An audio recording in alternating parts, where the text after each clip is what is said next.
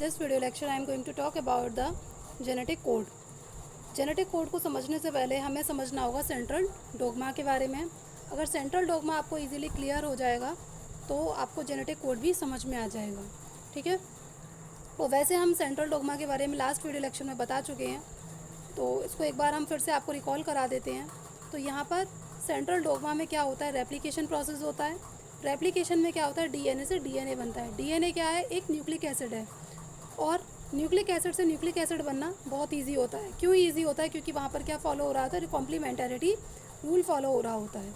Complementarity rule क्या, जैसे ये हमारे पास एज अ टेम्पलेट एक डीएनए स्ट्रैंड है, और इस डीएनए स्ट्रैंड पर क्या लगे हैं, ये यहाँ पर नाइट्रोजीनस बेस लगे हुए हैं. ठीक है. और जब ये नाइट्रोजीनस बेस किसी मतलब जो कॉम्प्लीमेंट्री स्ट्रैंड है उस पर दिए हुए हैं, तो इससे जो हमें दूसरा स्ट्रैंड बनाना है वो इजीली बन जाएगा. क्यों बन जाएगा, क्योंकि हमें पता है कि जो एडिनिन है वो किसके साथ पेयरिंग करेगा, हम उसका अपोजिट लगा देंगे. साइटोसिन का अपोजिट लगा देंगे, जो जिसके साथ ये साइटोसिन पेयरिंग करेगा ग्वानिन का, इसी तरीके से थाइमीन का, और उनके बीच में उसी तरीके से हाइड्रोजन बॉन्ड आ जाएंगे, और उसी को हम बोलते हैं कॉम्प्लीमेंटरिटी रूल. ठीक है, उसी को हम कॉम्प्लीमेंटरिटी रूल बोलते हैं. और इजीली यहाँ पर क्या होगा कि न्यूक्लिक एसिड से दूसरा न्यूक्लिक एसिड बन जाएगा, और उसी को हम बोलते हैं रेप्लिकेशन मेथड, ये रेप्लिकेशन प्रोसेस. अब यहाँ पर गौर करने वाली बात है कि जो डीएनए है वो भी न्यूक्लिक एसिड है, और जो आरएनए है वो भी न्यूक्लिक एसिड है. तो यानी कि यहाँ पर भी कॉम्प्लीमेंटरिटी रूल जो है वो यहाँ भी फॉलो हो रहा होगा. सिर्फ यहाँ पर जहाँ पर डीएनए में थाइमीन आ रहा है उस जगह पर यहाँ क्या होगा, यूरेसिल आ जाएगा. और यहाँ पर भी इजीली क्या होगा कि जो एक अगर हमें एज अ टेम्पलेट हमें डीएनए का स्ट्रैंड दे दिया जाए और कह दिया जाए कि हमें क्या बनाना है, आरएनए बनाना है, तो बना लेंगे. क्यों बना लेंगे, क्योंकि वहाँ पर भी कौन सा रूल फॉलो हो रहा है, कॉम्प्लीमेंटरिटी रूल फॉलो हो रहा है. बस जहाँ जहाँ थाइमीन आ रहा है वहाँ पर हमें क्या लगाना है, यूरेसिल लगाना है, और इस तरीके से जो दूसरा स्ट्रैंड है वो भी बन जाएगा. लेकिन जब ट्रांसलेशन प्रोसेस होगी उस वक्त बहुत ज़्यादा प्रॉब्लम होगी. क्यों प्रॉब्लम होगी, क्योंकि यहाँ पर कोई भी कॉम्प्लीमेंटरिटी रूल फॉलो नहीं हो रहा है, इसलिए. ठीक है. और क्या बन जाएगा, आरएनए से प्रोटीन बन जाएगी. प्रोटीन क्या है, अमीनो एसिड्स हैं. क्योंकि जब काफ़ी सारे अमीनो एसिड्स बनते हैं उनके बीच में पेप्टाइड बॉन्ड बनते हैं, और पेप्टाइड बॉन्ड से प्रोटीन बन जाती है. पेप्टाइड बॉन्ड लग जाएंगे, और जब काफ़ी सारे इस तरीके से ये चेन इकट्ठी हो जाती है तब वो क्या बना देती है, प्रोटीन को बना देती हैं. तो आरएनए से प्रोटीन इस तरीके से बन जाती है. अब हमें कैसे पता कि हमेशा न्यूक्लिक एसिड से प्रोटीन, न्यूक्लिक एसिड से क्या बनती है, ये जो न्यूक्लिक एसिड हैं, इन न्यूक्लिक एसिड से क्या बन रही है, अमीनो एसिड्स बन रही है, यानी कि प्रोटीन बन रही है. ठीक है. ये हमने कैसे पता लगाया, क्योंकि हमारी जो बॉडी है ना, इस हमारी बॉडी में पूरा खेल ही किसका है, प्रोटीन का है. चाहे हमारी एक्सप्रेशन है, चाहे जितने भी कैरेक्टर्स हमारी बॉडी के अंदर दिखाई देते हैं, वो सब के सब किसकी वजह से आते हैं, प्रोटीन की वजह से आते हैं. अगर प्रोटीन बदल गई तो कैरेक्टर भी बदल जाएंगे. ठीक है. और कैरेक्टर कैसे बदलेंगे, अगर हमारा न्यूक्लिक एसिड बदल गया, न्यूक्लिक एसिड में कोई भी हेरफेर हुई तो क्या होगा, जो दूसरा स्ट्रैंड बन रहा है इस न्यूक्लिक एसिड से वो भी बदल जाएगा. और जब ये वाला न्यूक्लिक एसिड बदला तो क्या होगा, प्रोटीन भी बदल जाएगी. ठीक है. मान लीजिए पहले यहाँ पर लगा हुआ था एडिनिन, ग्वानिन, साइटोसिन और थाइमीन लगा हुआ था, साइटोसिन और थाइमीन लगा हुआ था. अब इसमें हमने दूसरा जो स्ट्रैंड हमारे पास आया उसके अंदर क्या हो गया, चेंज कर दिया, और चेंज करके ये जो सीक्वेंस था पहले वाला उस सीक्वेंस को बदल दिया. और मान लीजिए यहाँ पर थाइमीन है, साइटोसिन, यूरेसिल, इस तरीके से मतलब जो भी है ऐसे यहाँ पर इसको चेंज कर दिया. जब इस स्ट्रैंड को चेंज कर दिया तो जो इसका दूसरा कॉम्प्लीमेंट्री स्ट्रैंड आएगा वो भी चेंज आएगा.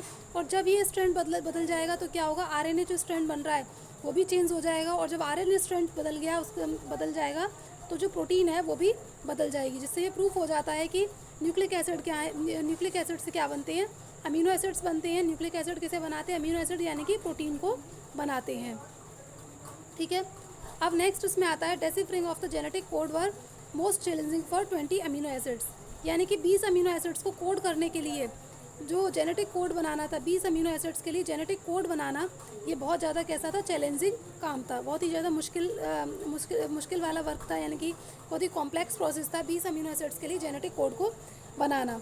इनको बनाने के लिए हमें डिफरेंट फील्ड से आने वाले साइंटिस्ट की नीड थी, जैसे कि फिजिसिस्ट की नीड थी, बायोकेमिस्ट की नीड थी, और ऑर्गेनिक केमिस्ट की नीड थी, और साथ ही साथ हमें कुछ ऐसे साइंटिस्ट की नीड थी जो कि किससे बिलोंग करते हों, जेनेटिक फील्ड से बिलोंग करते हों. तो सबसे पहले एक साइंटिस्ट आते जिनका नाम था जॉर्ज गैमो. जॉर्ज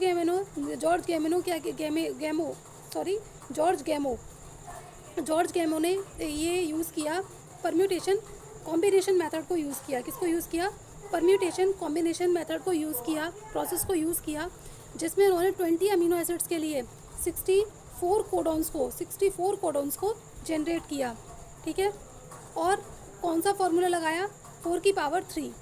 ये फार्मूला यूज़ करके इन्होंने बताया कि 20 अमीनो एसिड्स के लिए इन्होंने 64 यानी कि 64 कोडॉन्स को जनरेट किया था। हमें पता है जो न्यूक्लिक एसिड होते हैं, न्यूक्लिक एसिड दोनों ही न्यूक्लिक एसिड, चाहे वो डीएनए हो चाहे वो आरएनए हो, दोनों ही न्यूक्लिक एसिड के अंदर क्या होते हैं, नाइट्रोजिनस बेस होते हैं। और कितने नाइट्रोजिनस बेस होते हैं, 4 नाइट्रोजिनस बेस होते हैं। लेकिन यहाँ पर जो कोडॉन्स बन रहे हैं वो 3 नाइट्रोजिनस बेस को यूज़ करके बन रहे हैं, ठीक है। कोई भी 3 नाइट्रोजिनस बेस आ रहे होंगे और वो एक पर्टिकुलर एक अमीनो एसिड को कोड कर रहे होंगे। ऐसे ही दूसरे 3 यहाँ पर नाइट्रोजिनस बेस लग रहे होंगे और एक को कोड कर रहे होंगे। जैसे मान लीजिए यहाँ पर एडेनिन, ग्वानिन, साइटोसिन है, यहाँ पर यूरेसिल, एडेनिन, ग्वानिन है।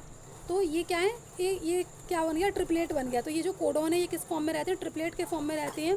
और ये क्या करते हैं, इस तरीके से 20 अमीनो एसिड्स को क्या कर देते हैं, कोड कर देते हैं। और इनके लिए 64 यानी कि 64 कोडॉन्स यहाँ पर आ जाते हैं। अब नेक्स्ट आते हैं एक साइंटिस्ट, उनका नाम था हरगोविंद खुराना। डॉक्टर हरगोविंद खुराना ने क्या किया, केमिकल मेथड को यूज़ किया और केमिकल मेथड को यूज़ करके एक आरएनए मॉलिक्यूल को बनाया। केमिकल मेथड को यूज़ करके आरएनए मॉलिक्यूल को बनाया और लैब में, यानी कि इस लैब में सबसे पहली बार केमिकल मेथड को यूज़ करके आरएनए मॉलिक्यूल को बनाया।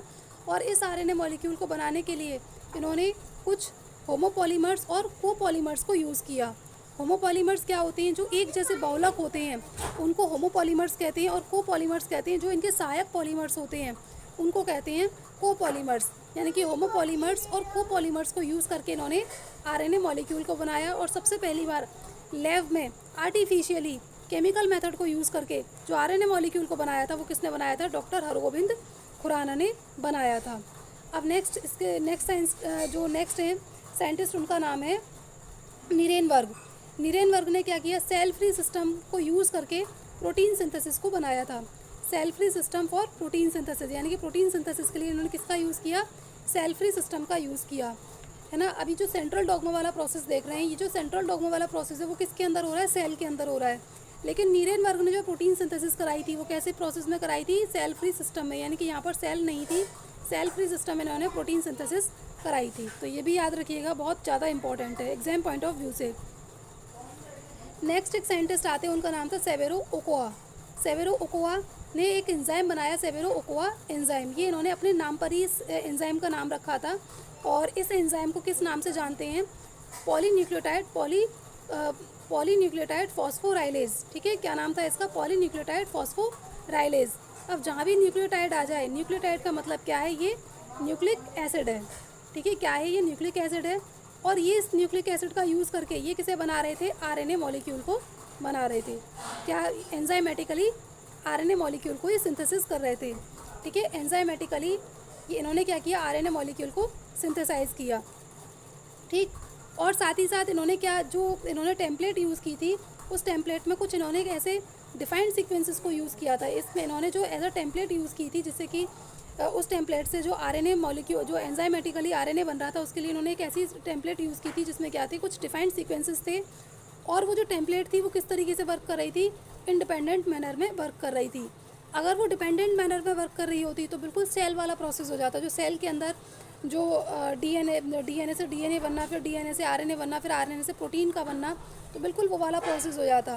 तो यानी कि यहाँ पर इन्होंने एक ऐसी टेम्पलेट को यूज़ किया जिसमें कि कुछ डिफाइंड सीक्वेंसेस थे, कुछ इसके अंदर क्या थे, डिफाइंड सीक्वेंसेस थे, क्या थे, डिफाइंड सीक्वेंसेस थे। और वो जो डिफाइंड सीक्वेंसेस थे वो कैसे, वो जो टेम्पलेट थी वो भी किस तरीके से वर्क कर रही थी, इंडिपेंडेंट मैनर में वर्क कर रही थी। तो और ये किसके, इन्होंने कौन सा ऐसा वो दिया था, एंजाइम कौन सा बताया था, पॉलीन्यूक्लियोटाइड फॉस्फोराइलेज एंजाइम, इसका इन्होंने यूज़ किया था। और इसके तरीके से इन्होंने क्या बनाया था, एंजाइमेटिकली सिंथेसिस की थी किसकी, आरएनए मॉलिक्यूल की। और केमिकल को यूज़ करके, केमिकल मेथड को यूज़ करके किसने बनाया था आरएनए मॉलिक्यूल, वो बनाया था डॉक्टर हरगोविंद खुराना ने, ठीक है। और एंजाइमेटिकली सेवेरो ओकोआ नाम के इन साइंटिस्ट ने बनाया। अब इसमें क्या आता है, finally A checker board for genetic code was prepared, यानी कि जेनेटिक कोड के लिए एक चेकर बोर्ड बन जाता है, ठीक है। जो 20 अमीनो एसिड्स हैं वो 20 अमीनो एसिड्स के लिए कितने कोडॉन्स बनते हैं, 64 कोडॉन्स, यानी कि 64 कोडॉन्स बनते हैं। और इस तरीके से एक जो है एक चेकर बोर्ड बन जाता है। हालांकि ये आपके एग्जाम पॉइंट ऑफ व्यू से इतना ज़्यादा इंपॉर्टेंट नहीं है, पर फिर भी अगर आप इसको समझना चाहते हैं ये कि किस तरीके से ये जेनेटिक कोड बने होंगे, तो वो हम इसमें आपको एक बार बता देते हैं। तो सिर्फ आपको इसको बनाने के लिए, यानी कि जो 64 कोडॉन्स है, 64 कोडॉन्स को बनाने के लिए आपको याद रखना है सिर्फ ये, यानी कि यूरेसिल, ये वाला जो सीक्वेंस है, ये जो पर्टिकुलर सीक्वेंस है, ये आपको याद रखना है। यूरेसिल, साइटोसिन, एडेनिन और ग्वानिन, इसी तरीके से यही हम यहाँ लगाएंगे और यही हम इस एक ग्रुप में यहाँ लगा देंगे। फिर क्या करेंगे, यूरेसिल यूरेसिल यूरेसिल, यानी कि एक triplet complete, uracil uracil cytosine, दूसरा triplet complete, uracil uracil guanine, adenine, तीसरा ट्रिपलेट कंप्लीट, और यूरेसिल यूरेसिल ग्वानिन, ये चौथा ट्रिपलेट कंप्लीट। यानी कि वहाँ पर जो इनका फॉर्मूला है, किसको, ये 4 की पावर 3 जो किसने दिया था, वो दिया था जॉर्ज गैमो ने दिया था, और वो ये जो फार्मूला है ये भी यहाँ पर प्रूफ हो जाता है कि ये किस फॉर्म में रहते हैं, 4 की पावर 3 फॉर्म में। अब इसी तरीके से इन्होंने क्या किया, यूरेसिल साइटोसिन यूरेसिल, दूसरा ये वाला ट्रिपलेट बन जाता है। इसी तरीके से यूरेसिल साइटोसिन साइटोसिन, ये ट्रिपलेट बना, यूरेसिल साइटोसिन एडेनिन, ये ट्रिपलेट बना, यूरेसिल साइटोसिन ग्वानिन, यानी कि ये वाला ट्रिपलेट बन गया। और इस तरीके से इन्होंने पूरे आप जो हैं इस तरीके से क्या कर सकते हैं, 64 यानी कि जो 64 कोडॉन्स है उनको आप कोड कर सकते हैं। आई होप कि आपको क्लियर हुआ होगा, समझ में आया होगा ये जो वीडियो लेक्चर है। और अगर ये आपको क्लियर हुआ है, समझ में आया, तो प्लीज़ हमारे चैनल को लाइक कीजिए, सब्सक्राइब कीजिए और ज़्यादा से ज़्यादा इस वीडियो को शेयर कीजिए। Thank you students.